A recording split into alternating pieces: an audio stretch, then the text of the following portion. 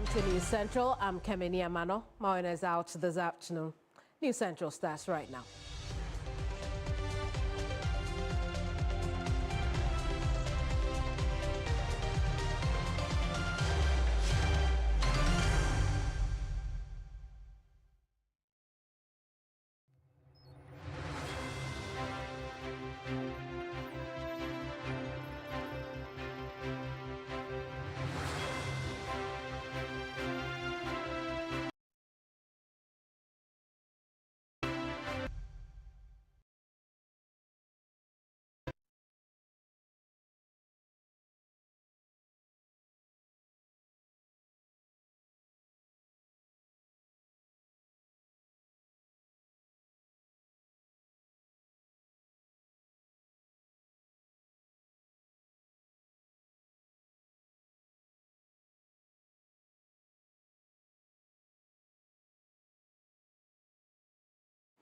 Now, the finance minister has announced a 62.58% increase in the producer price of cocoa, and that has the nation divided over its true benefit because of the cedi performance. But cocoa pricing, as you will see later, is much more complex than just the cedi dollar value. Here's Finance Minister Dr. Kasala Toforson announced the new producer price structure.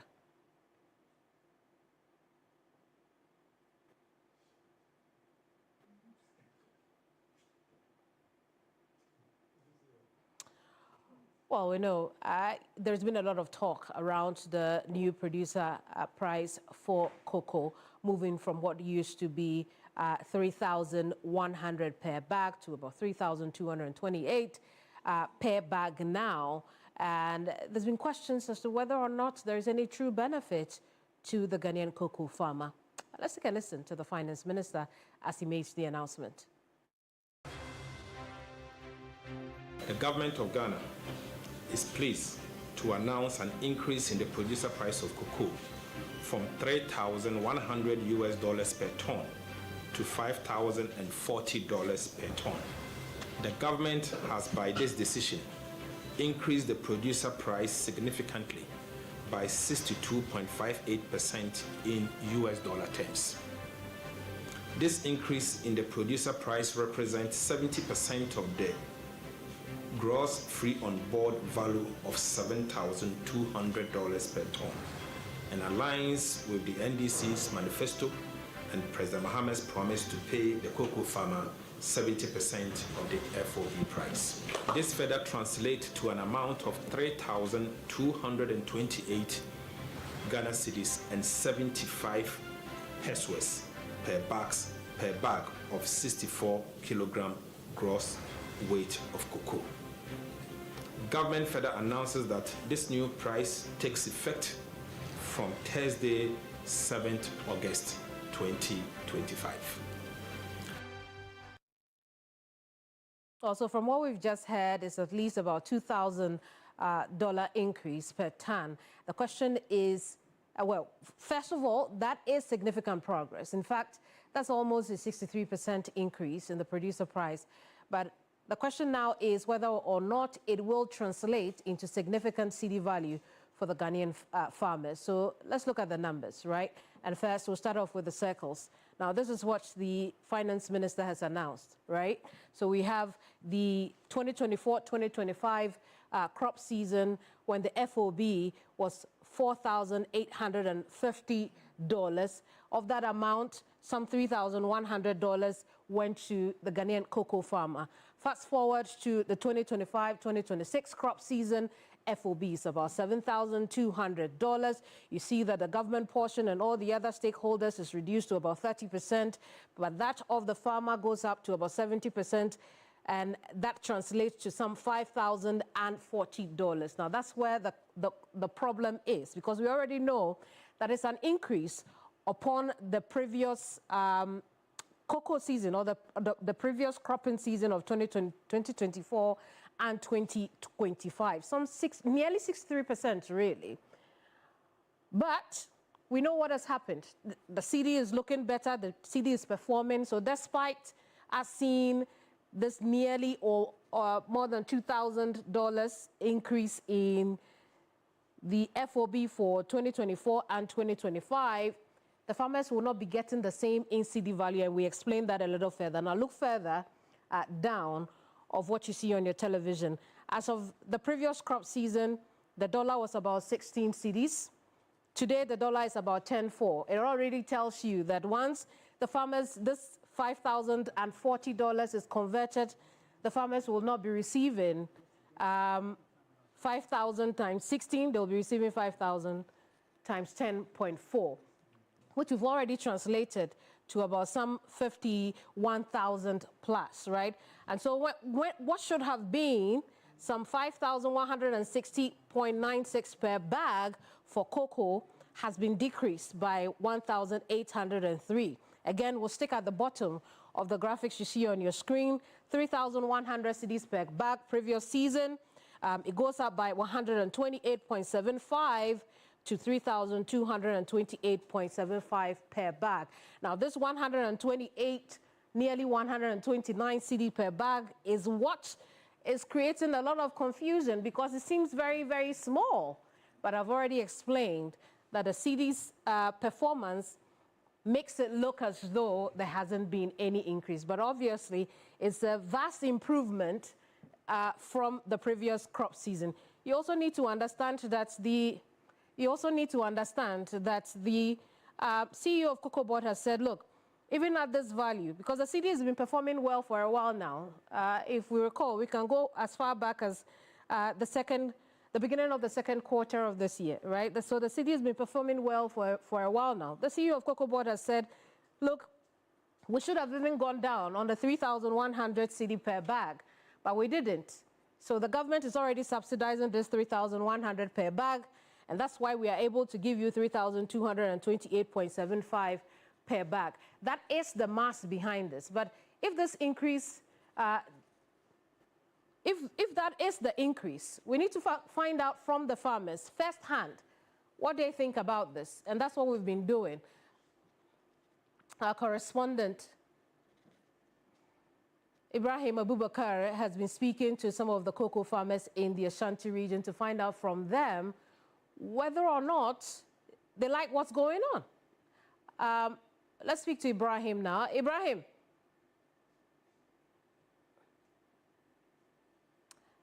talk to us about your engagement with the farmers. What have they said so far? Kemini, disappointment drawn on almost all their faces because they say that the increment is quite insignificant. In fact, for some of them who appear very angry, they wish that the government take off that increment so that they know that there hasn't been any increment at all. In fact, they are saying this because of promises that they claim the government made to them prior to the 2024 election, I mean the NDC.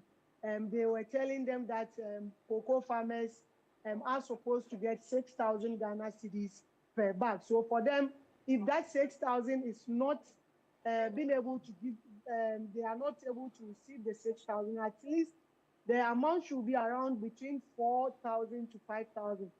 But to add just 128.75 Ghana cedis is something that they are not satisfied at all. And some of them are saying that with this increment, it means that there is no way government will be able to succeed in its fight against the smuggling, because people will still be sending their cocoa bags to Ivory Coast where they will be getting more money on their backs. Let's listen to what some of the farmers have been sharing with you.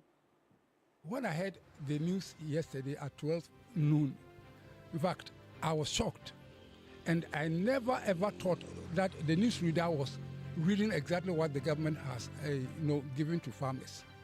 And after I found out that it was really the true picture of the cocoa price, I thought it is an insult to the dignity of Ghanaian cocoa farmer. If you promised me 6,000 and you couldn't even give me 6,000, at least 4,000 or 5,000 could have done. But to increase the cocoa price by 128 cedis by announcing FOB, Did they consider FOB and the rate of the dollar before they announced that the cocoa price should have been 6,500 and 7,000? If I'm at the border with Ivory Coast, I don't think I'll sell my cocoa in Ghana. You are the man, the MY. Tina, what if on trim free soon who say, one to cocoa. Nejanka, and young fan that an answer. And when you count it to a bar, a little Kufad ready, a coefficient so bar, who call but to my day, am I? I'm a high price of me and Yaji, Sabia Kukun to Fan Crossing Cobo de Baby. That's said, that was a may own 4.5 a view of Musami Kukunuko. You say, granted for us to see a drama. I might say, what you saw offer by Denny Bacoso could do for 100 cities. 1 million. Ibrahim, do they have plans for any action at all? Well, for now, they are just waiting on what the government will do, because they are saying that cost of production is on the increase. And for that matter, they are not necessarily looking at even the intervention government is bringing, because for some of these cocoa farmers, they claim for the past 10 years, they've not benefit anything from the government, be it seedlings, be it fertilizer. They are always being sidelined. So for that matter, if government is able to give them an appreciable amount of money per bag, it means they will be able to bear all those costs without necessarily looking up to the government. But there are others who are also, especially the farmer groups, the leadership, who say they are also looking at possible ways of addressing it. But for now, they are just waiting on what the government will do next, at least to add up some money for them to be able to appreciate the increment. Ibrahim, thank you so much for the reporting. Ibrahim Abubakar is Ashanti region correspondent who's just brought us some voices of cocoa farmers who are unhappy about the current FOB that stands about some $5,040. But experience has also taught us that when farmers are unhappy with domestic pricing, they tend to smuggle their beans to Cote d'Ivoire. But the question today will be whether or not there is any significant reason in terms of pricing to do that. So let's look at the numbers, right?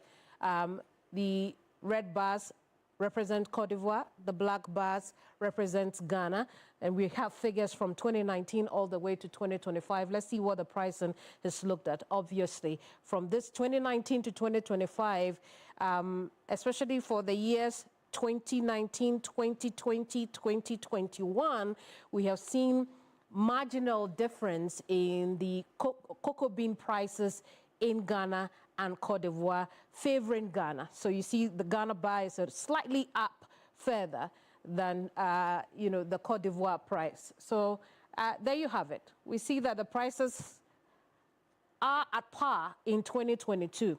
Then we start to see a difference from 2023, right? 2023, while Ghana was at 20,928, we see Cote d'Ivoire at 19,280.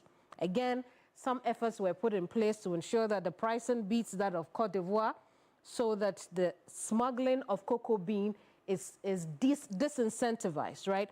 But in 2024, 2025, look at that. Look how far it goes. Because while we do not have the pricing for 2025 in Cote d'Ivoire yet, you can already tell from the Ghana bars for 2025. Again, pay attention to the black bar. 48,000 cedis previous season. That's against Cote d'Ivoire's 34,560 cedis.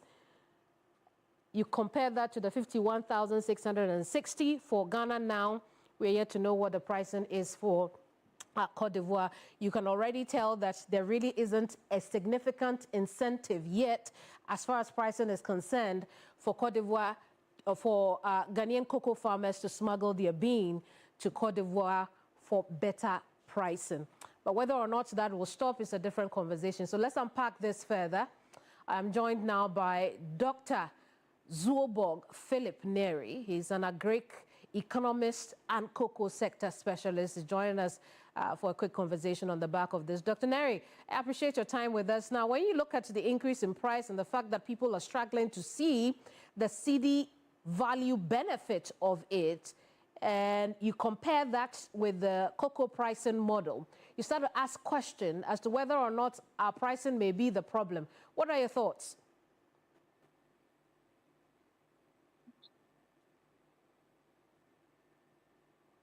Hello, Doc. Well, it would appear, we have lost Dr. Neri over the phone, but the numbers are clear that since 2019, Ghana has been doing slightly better than Cote d'Ivoire in terms of pricing. There really isn't any significant change or difference in price that should incentivize any farmer from going to Cote d'Ivoire illegally to sell their beans. We'll see how 2025 crop season for Cote d'Ivoire turns out. But as it stands now, in terms of pricing, Ghana appears to take the lead. Now, the politics of it is whether or not the current administration has lived up to their promise of increasing the bag to 6,000. Also, remember that I told you that the CEO of Cocoa Board has said that, look, government is having to subsidize the price at this point, again, because of the CD performance. Now, let's hear from the minority in Parliament in a bit, but that'll be all for By the Numbers. This figure constitutes a paltry 4.2% increase over the current price of 3,100 cedis per bag. You agree with me that our hard-working cocoa farmers deserve better than this Sakawa price of 3,228.75 Ghana cedis. In the run-up to the December 7th presidential and parliamentary elections, the then opposition members of the NDC, led by Honorable Dr. Eric Opoku, the then ranking member for Food, Agriculture and Cocoa Affairs of Committee of Parliament, now the Minister for Food and Agriculture, and Honorable Dr. Kesiel Atuforsen, the minority leader then, and now the Minister for Finance, informed Ghanaians that cocoa farmers were being shortchanged and that Cocoa Board was cheating cocoa farmers big time. Honorable Eric Opoku, on various campaign platforms, including a meeting with cocoa farmers at Dadia Swaba in the Ahafo region, consistently promised cocoa farmers a producer price of 6,000 Ghana cedis per bag.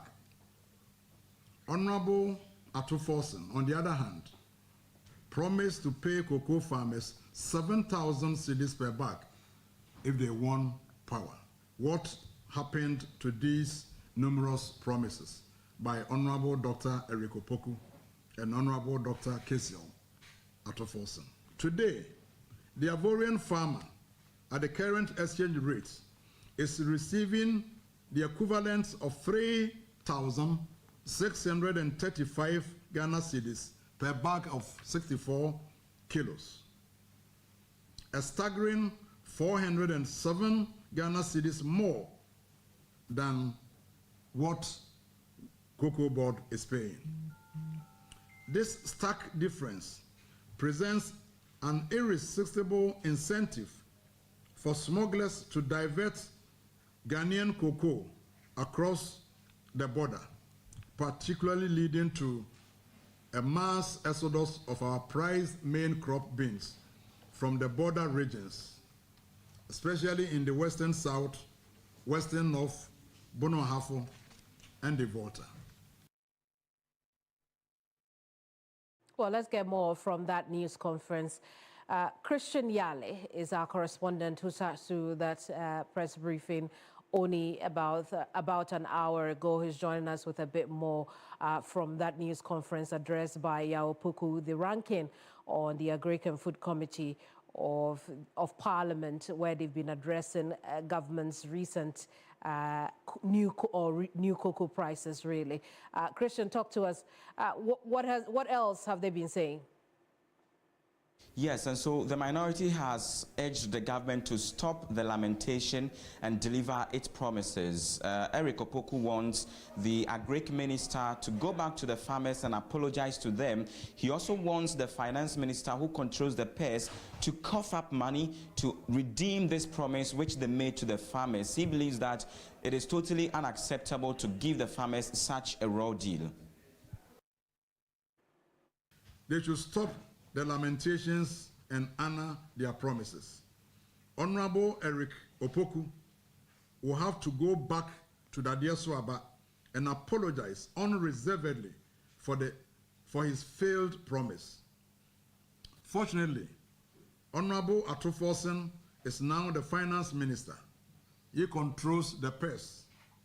He has to find the money to pay what he promised. Ladies and gentlemen, this new price of 3,228.75 Ghana cedis per bag is completely unacceptable and has to be reviewed immediately to motivate our cocoa farmers and prevent the temptation of farmers giving their cocoa farms out for galamsey operators. Well, on that cocoa note, we'll take a quick break. When we come back, we'll bring you more stories. Do stay.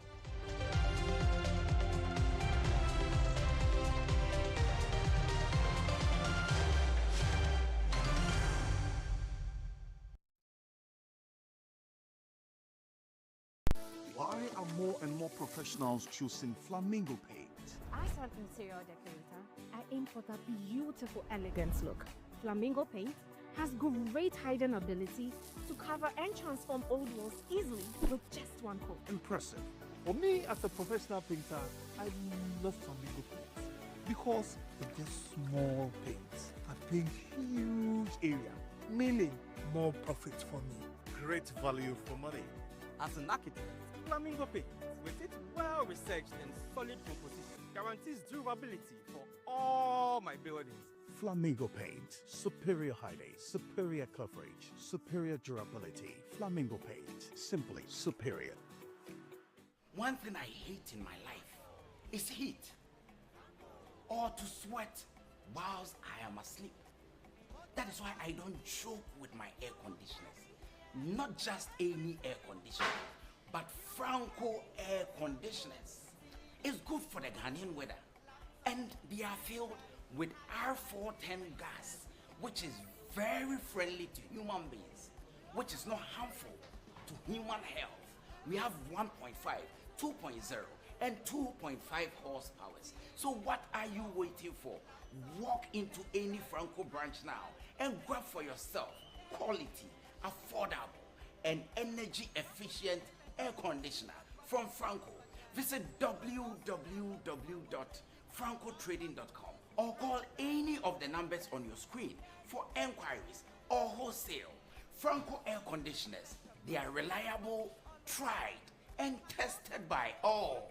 Franco, home of quality and affordable air conditioners. The Ghana City has appreciated remarkably in the first half of the year, maintaining a steady performance against the major trading currencies. The appreciation of the city, while encouraging, may prove temporary if there are no structural reforms and deliberate policy interventions. What measures must be put in place to ensure long-term stability? TV3 invites you to the National Thought Leadership Program under the theme, The 2025 Second Half Reset, Sustaining the City's Strength. Date, Tuesday, 12 August 2025. Time, 10 a.m. to 12 noon. Venue, the Labadi Beach Hotel, Accra. Speakers, Kwame Pianin, statesman and economist. Now Dr. Alhassan Andani, celebrated banker and former CEO, Stanbic Bank, Ghana. David Ofosudote, founder and senior partner of law firm AB and David Africa. Yao Nsako, independent strategic advisor. And our keynote speaker, Dr. Johnson Isiama, governor of the Bank of Ghana. The event will be broadcast live on TV3 and 3FM 92.7, as well as all our digital platforms on 3news.com. This August, give your kids what they really want. Your full attention, your laughter, your time. It's time to press pause and just play together. Join us for the 3FM Family Fun Day, a full-day escape packed with joy, bonding, and unforgettable fun. Whether you're a family of 2, 4, or 10, every family is welcome because this day is all about togetherness. Happening on Saturday, 9 9th August at Shorna Island from 9 a.m. to 6 p.m. Picture this: live performances from talented kids, inter-family competitions with prizes for the most creative, coordinated, and hilarious families, team games like tag of peace, family sack races, and the ultimate family relay. Shorno Island transforms into a full amusement park vibe, but food area, music rides, water splash zones, giant trampolines, a kids playground, and scenic photo spot that will blow up your socials. All this for a promotional package of just 500 Ghana cedis for a family of 4. Extra family members? No problem. Just come along and join the fun at a top-up per person. It's more than an event. It's a memory in the making. Don't just raise kids. Create memories. 3FM Family Fun Day. Let's play again. Terms and conditions apply. Sponsored by Nestle Golden Morn.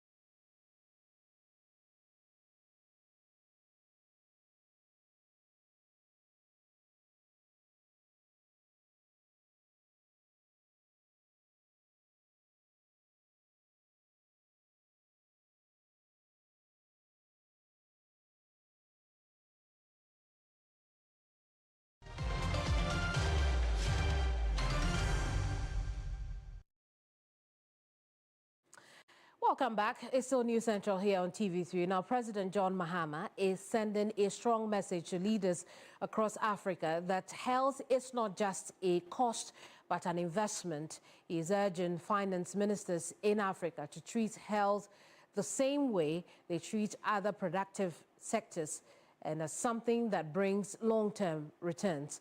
President Mahama delivered this message while leading the African Health Sovereignty Summit. He made two major announcements. First, the creation of the Presidential High-Level Panel to develop a roadmap to reshape global health governance, ensuring that global decisions better reflect the realities and priorities of African countries. Must no longer be the patient. It must be the driver. It must be the author. It must be the architect and the advocate of its own health destiny. Today, I'm pleased to announce two significant commitments. The first is the Presidential High-Level Task Force on Global Health Governance.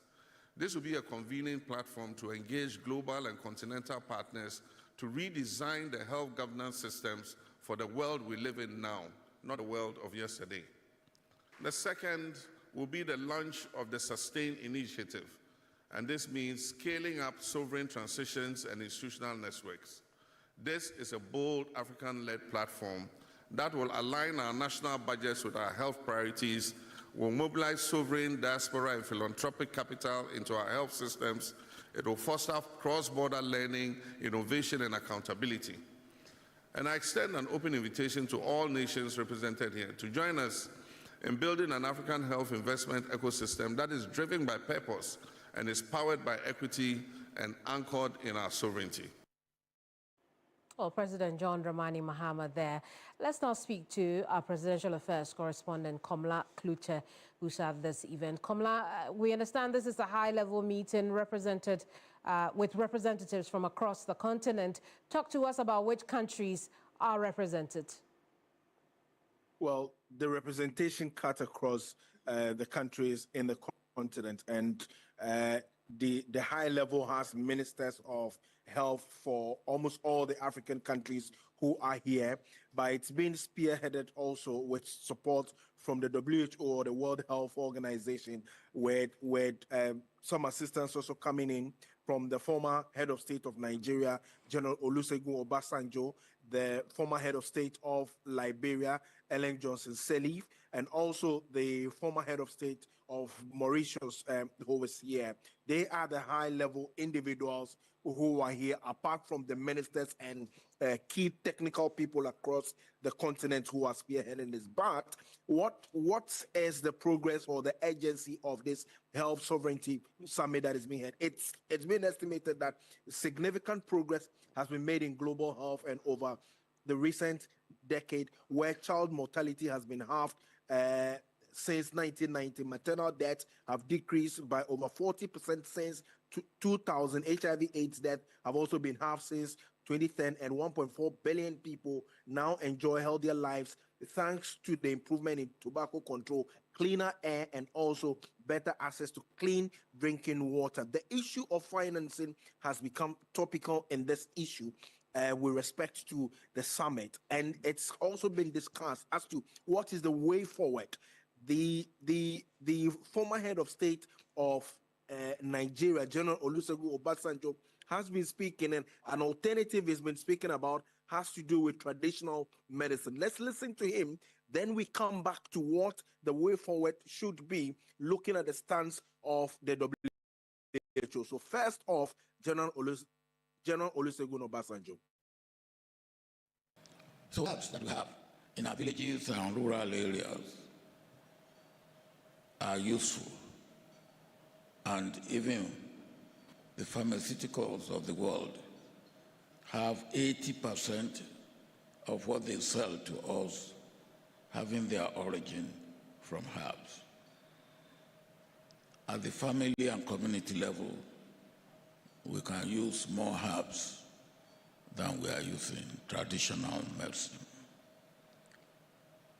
At the national level, I believe that there's virtually no country in Africa today that doesn't have health insurance in one form or the other. We can expand and enhance health insurance, and 25% of our health insurance fund can be used to manage our health architecture and go into health infrastructure. Former Nigerian President Olusegun Obasanjo. Komla is still with us. Komla, we also know that the head of the WHO was there. What did he say?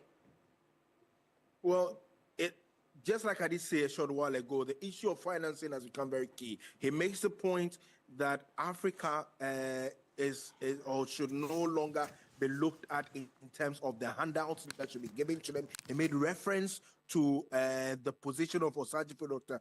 Kwame Nkrumah in the past, where he said, the issue of handouts is a long-gone issue. Now they should be looking at partnership instead of just the handouts that they've been given. Dr. Tedros Adhanom Ghebreyesus was also speaking and had indicated what the way forward should be. Essentially, he's been looking at some form of taxing to the people, which should be self-financing right on its own. Let's listen to him. One practical solution is health taxes. A 50% price increase on harmful products like tobacco, alcohol, and sugary drinks could generate an additional $3.7 trillion globally within 5 years and save millions of lives. Beyond domestic reforms, global change is essential. WHO is using its presence on global fora, from the G20 to the European Commission, the severe financing for development to the UN and the BRICS group, to call for a more democratic, fairer, and accountable global health architecture. In May, the World Health Assembly adopted a landmark resolution led by Nigeria, my brother here, Mohammed Partey, and co-sponsored by over 25 countries, including Ghana, South Africa, Senegal, and Zambia, calling for more domestic investment and deeper governance. Well, Komla Kluche, thank you so much for bringing us that story.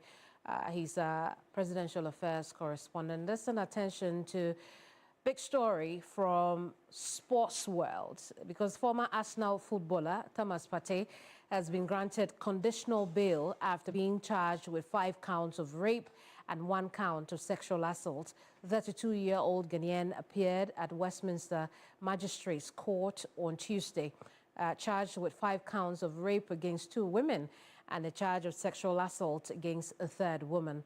The alleged offences took place between 2021 and 2022 when he was playing for North London club Arsenal.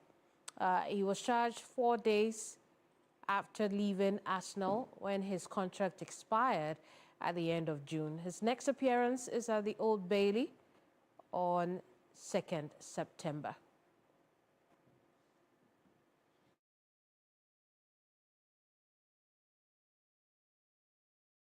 Well, like I said, it's a big one from the world of sports. Bill Ishen is here with us to tell us a bit more about the situation. What else do we know, Bill, about his appearance in court today? Yeah, as you rightly mentioned, he appeared in the Westminster Court earlier today, and the session lasted about 15 minutes. The consensus was he was granted conditional bail, and he has to meet these conditions, right, for the bail to still hold. The first condition is he should not contact any of the women involved in the case.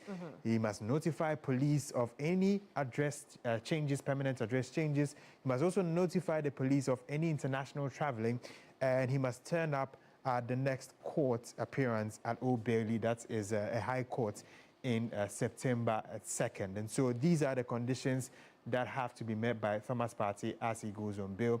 As it stands currently, he has already conducted medical with Villarreal, which is a Spanish club in La Liga, and Villarreal is expected to appear in the Champions League next season. And so this is what the case is at the moment. He's meant to appear on September 2nd. As I mentioned earlier, it lasted around 15 minutes. Really? So the Westminster hearing was just 15 minutes? Yeah, just 15 minutes. So then it sounds like it was just a bill hearing. It was just basically that. And according to eyewitnesses, he muttered the words, "thank you," when he was actually given the conditional bail. And that takes effect immediately. And also, yes, as I mentioned, he's been granted the bail after being charged with 5 counts of rape and 1 count of sexual assault, and he would appear, of course, on the September 2nd. Now, with regards to his future move to Villarreal, he has already conducted a medical and is expected to sign a 2-year contract ahead of that. Now, Spanish journalists that is under Iturralde believes that that move would actually move through. It's a very interesting move, a very surprising move after he left Arsenal about a month ago when his contract expired. Yeah, if the transfer goes through, I mean, it's in the last stages. Everyone seems to assume it's going to go through, so I wouldn't suspect it for it not to.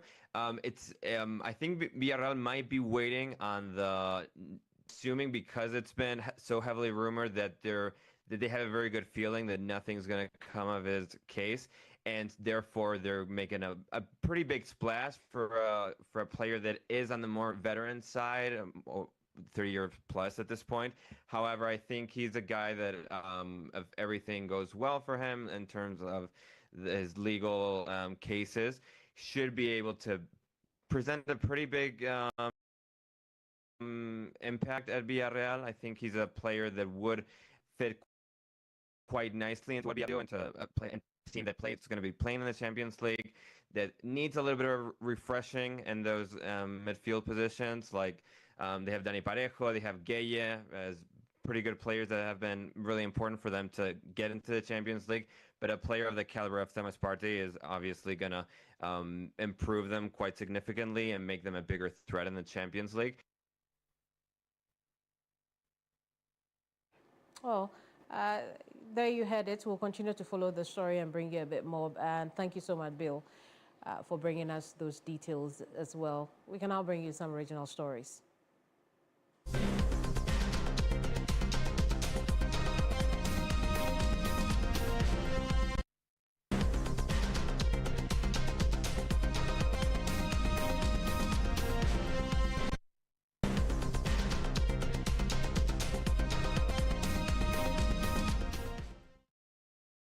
Now, residents in most parts of the greater Tamale metropolis are bearing the brunt of the withdrawal of services by NEDCO VRA within the greater Tamale metropolis. For the past 5 days since the withdrawal of services by NEDCO VRA, areas such as Sabonjida, Aboba, Changali, Gulupegu, among others, have been off. Official vehicles of the company were stopped and seized by residents, with some drivers allegedly assaulted following the transfer of their stuff. Well, Christopher, I remember the last time we spoke, we didn't think that it would affect power supply, but here we are. How widespread is this? Most areas in the greater Tamale metropolis are beginning to feel the impact of the withdrawal of services by VRA NEDCO. And as we speak, for the past 5 days, some of these areas have been sleeping in darkness. They are unable to carry out the activities that require electricity, and so they are bearing the brunt of the withdrawal of services. In fact, yesterday, as at 9 p.m., I was in the central business district of Tamale, and when you take areas such as Sabojida, the Gulpera area, you talk about some parts of Bawku and Changle. Some of these areas are actually the areas that have been affected. Most of the residents have actually been speaking about this challenges that they are going through. Let's take a listen to what they've actually been saying. Power outage. So the power outage, as you can see, I'm a provision store owner. I sell fish, I sell sobolo, I sell zimko, I sell a lot of cold things. And for now, for the past 5 days, we don't have electricity. So a lot from my fridge, inside the fridge, the deep freezer, I think it's even off. The deep freezer is off. I'm not sure if it will work or not. I don't know. So for now, I have to dispose a lot of fish from my fridge because all of it has gone bad, including the Zimcom. And most of you know, for Zimcom, 2 or 3 days, it's going bad. So I have to dispose a lot of my things. And since Thursday up to date, I haven't been able to sell anything. So please, we are pleading on the energy minister and anybody that can plead on behalf of the VRA to see what they can do so that they will help us. And this our MPs too, they should look on it. Especially the Tamale Central MP, Honorable Mutala, because what is happening right now is in Tamale Central, part of Tamale Central.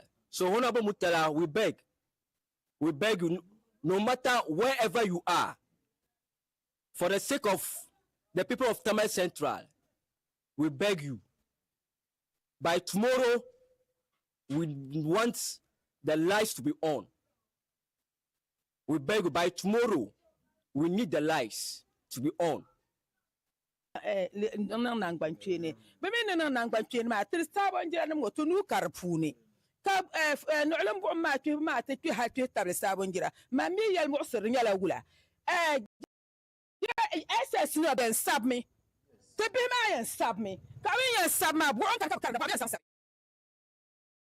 Well, Christopher, sounds like that baby was also making an appeal, but those are some residents in the Tamale area appealing to the power distributor to resupply them with electricity.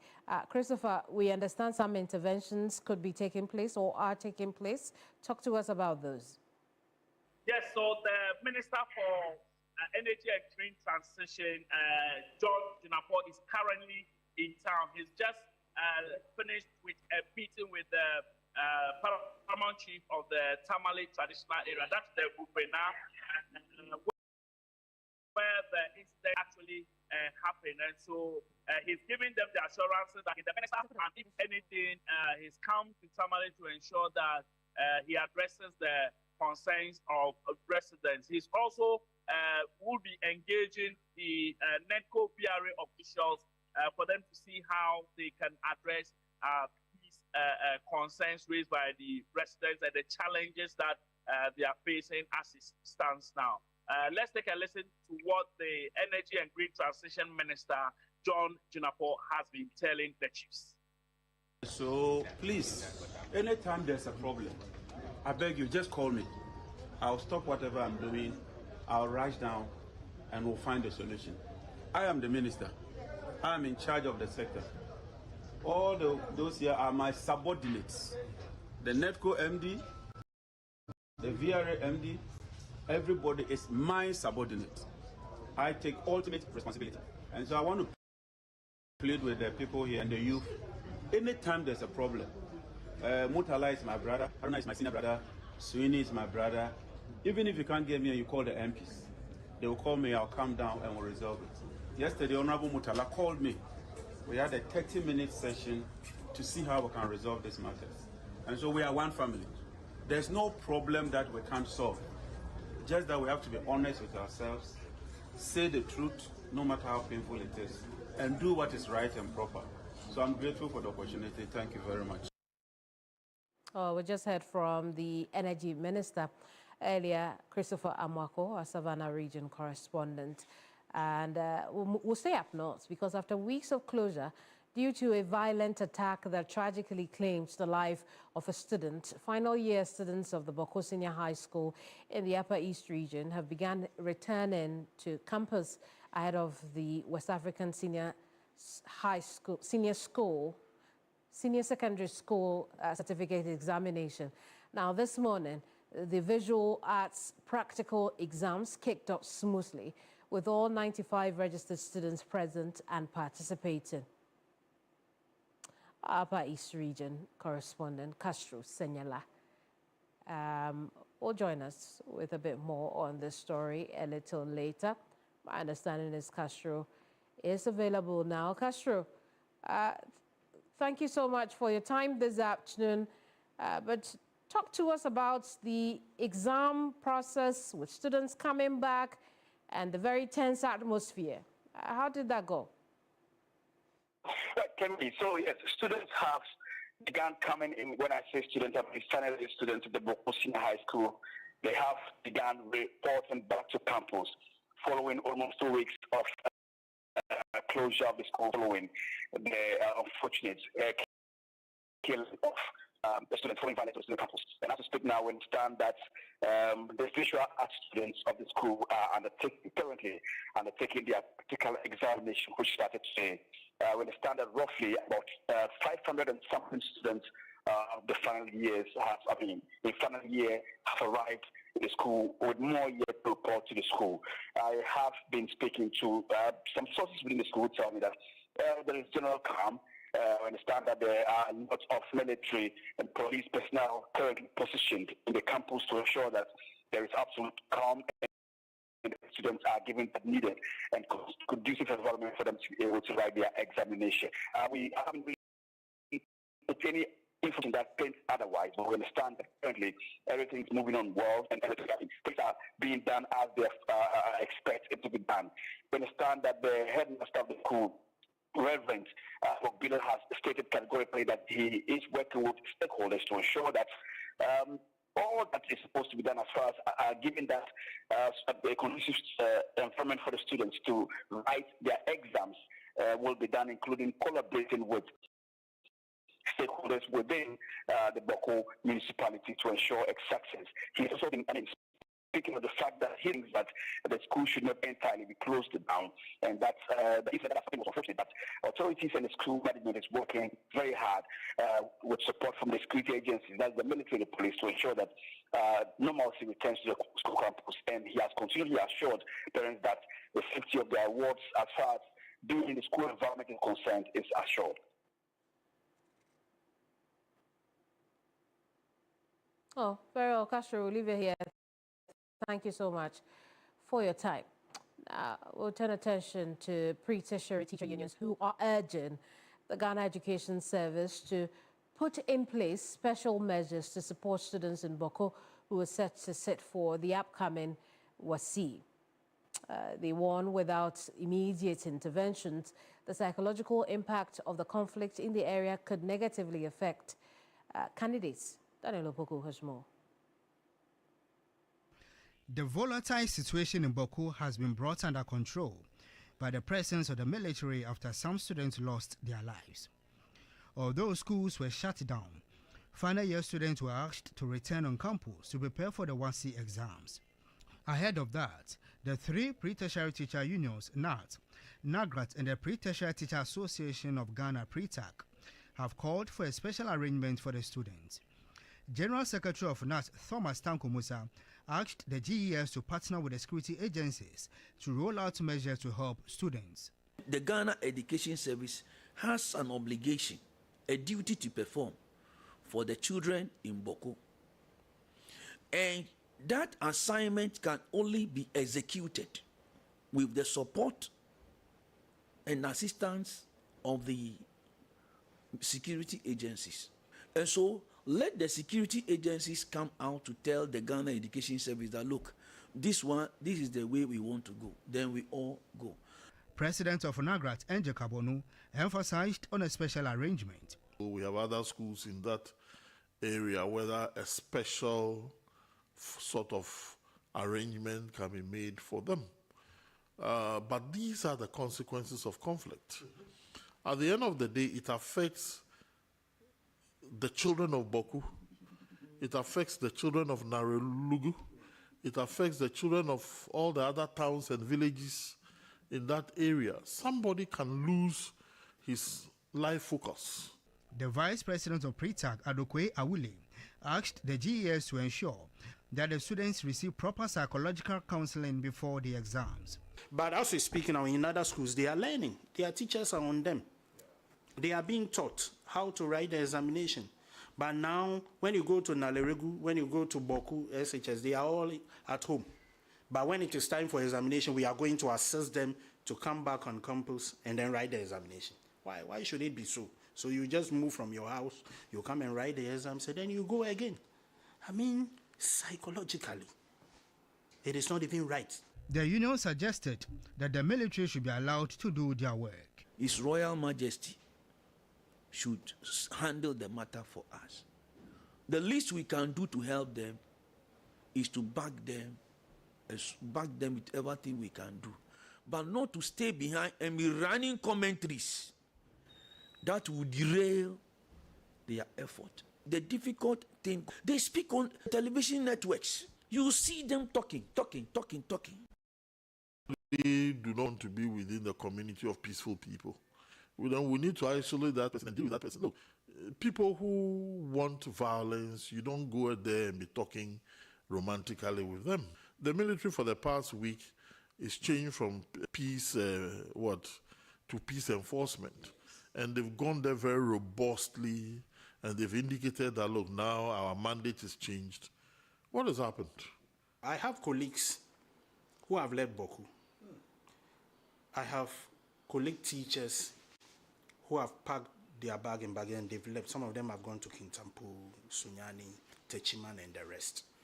And if we don't try to solve this issue as early as practicable, it will get to a time children in Bawku will not even have access to education again. That is the worry. Now, the Minister for Lands and Natural Resources, Emmanuel Amakofibua, has again stated that mining lease extensions will be granted based on merit and track record.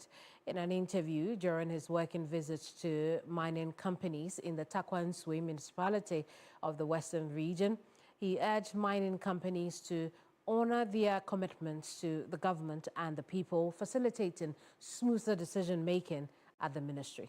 Roma Smith has more. Working visit aimed to assess mining companies' operations and address concerns. At his first stop at Goldfields Takwa, he engaged with the top management and conducted a site visit. The Vice President of External Affairs at Goldfields and President of the Ghana Chamber of Mines, Michael Edem Akafia, urged the minister to consider extending the stability agreement period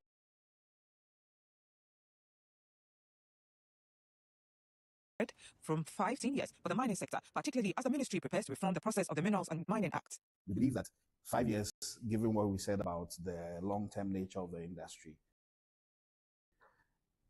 we should allow the flexibility for the up to 15 years, so that in appropriate cases, if we believe that 5 years is what is necessary for stabilization, then that is done. The reason why this is important is that our counterparts in the extractive sector, in oil and gas, in the petroleum agreement, standard petroleum agreement has stabilization clauses in there. So it's only fair that by parity of reason and comparison, the mining sector, which is even more risk, if you ask any experts to confirm that it's riskier compared to, say, oil and gas, also retains those. Minister for Lands and Natural Resources, Emmanuel Amakofiba, indicated the period for mining leases will be rectified, marking a departure from the previous era of automatic extensions. Will be extended based on the records, the commitments that the mining company has made, technically and financially. Looking at all the things I've talked about, how has the mining company invested? How has the mining company been a corporate social, corporate citizen, not only for the community, but the country? How have they been paying their taxes? If you give them a DA, how have they committed to it? All of that are part of the consideration in determining extensions. He encouraged mining firms to honor their commitments to foster a more collaborative relationship with the government and citizens.